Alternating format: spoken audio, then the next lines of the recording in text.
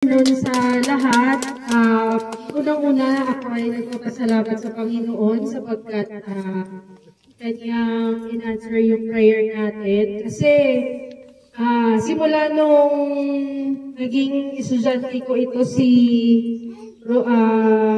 Rodilyn, nakita ko na kung gaano kahirap ang kanilang punta sa kanila at saka papunta sa school nung naging grade 1 na siya at saka naging kinder na ito si Lovelyn. At sinabi sa akin ni Day Melende na, "Ma'am, hindi makakapasok si Lovelyn kasi masakit ang paa dahil sa lakad." Medyo kinurot yung aking dibdib noon kasi napakamabait na bata at sadyang gusto talagang mag-aral.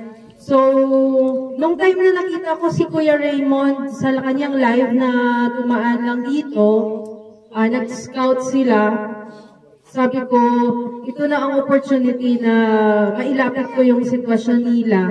Pero, hindi talaga, honestly, 100% na sabi ko na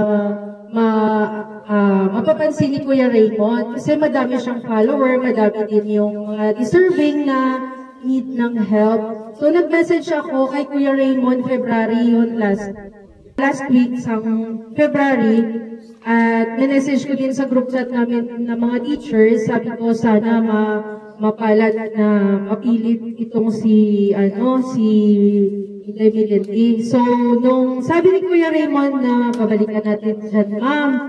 So, yun lang yung ang pinanghahawakan ko na hope na balikan siya. Pero, nung pumunta si Kuya Raymond, alauna ng hapon, sobrang happy na sabi ko, this is it, Lord. Ito na yung sagot sa mga prayer namin para sa kanila kasi yun talaga ang desire ko na matulungan sila. And I am so happy, Kuya Raymond, sa pagtulong mo sa kanila. Sadyang hindi ito aksidente, hindi ito kumbaga gawa ng ating mga tayo-tayo lang, kundi ito ay plano ng Panginoon talaga. Lahat ng ito ay plano ng Panginoon and nagpapasalamat ako at natupad ang mga pangarap namin para sa kanila. And sobrang happy ko. Thank you so much, Kuya Raymond, sa iyong mabuting puso sa pagtulong sa kanila. Yun lamang at maraming salamat po. Natin si Ma'am Marge Magwan. Maraming salamat po, Ma'am. At hingi din po tayo ng mixing mensahe mula po sa isa po sa mga teacher ng Baclaw Integrated School. Ito po ay si Ma'am Micheline Valiente na siya ang nag-offer sa atin ng lupa. Si Tatay Fernando Ilocano, siya ang una talagang nag-offer po sa atin ng lupa. Kaya mas pinili natin na yung area na komportable po sila. So, kaya si Ma'am ay nag-offer siya, tinignan natin yung location at ito po mga kababayan, ito na yung ngayon yung kanilang lupa ay tinireka na po ng bahay. Ma'am Micheline, ilang kami ng kaunting mensahe para sa pamilyang ito at sa kanilang pagtira dito sa lupa nila, sa lupa ninyo.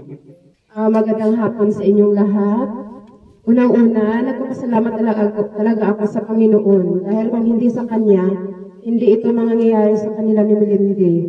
And then, siyempre kay si Kuya Raymond na ginamit ng Diyos, siya gamit para ang blessing mapunta sa kanilang mag-asawa. At nung nakita ko yung live ni Sir na kung sino daw ang may lupa, sabi ko, dito sa amin, along the road na siya, sabi ko basi or pwede dito sila para hindi sila mahirapan sa mga gamit o materials sa pagpapagawa ng bahay. Kaya ayun, inisitahan nila ang lugar at nagustuhan naman nila ni Melende. Naawa talaga ako sa kanila. Siyempre, grade 1, pupil ko si Rodilyn. Naawa ako minsan, sabi ni Melende na hindi siya makakapasok ng sa ipaaralan dahil masama ang pakiramdam ng kanyang ina. So, kung wala ang kanyang ina, hindi sila na makakapasok, ay walang maghahatid sa kanila. Hindi naman pwede na sila lang ang pumunta sa eskwelahan dahil ang layo-layo talaga. Kaya ayun, kung minsan nga magsususpended, may bagyo, magsuspended si mayor ng klase, maiisipan ko talaga sila ni Melendez. Sabi ko, baka pumunta na sila sa paaralan. Ayun, mag-chat ako kay Rubilin kung meron bang cellphone si Melendez message niya na walang klase. Ayun, pumunta talaga sila dito sa paaralan. Kawawa dahil sayang lang ang kanilang lakad.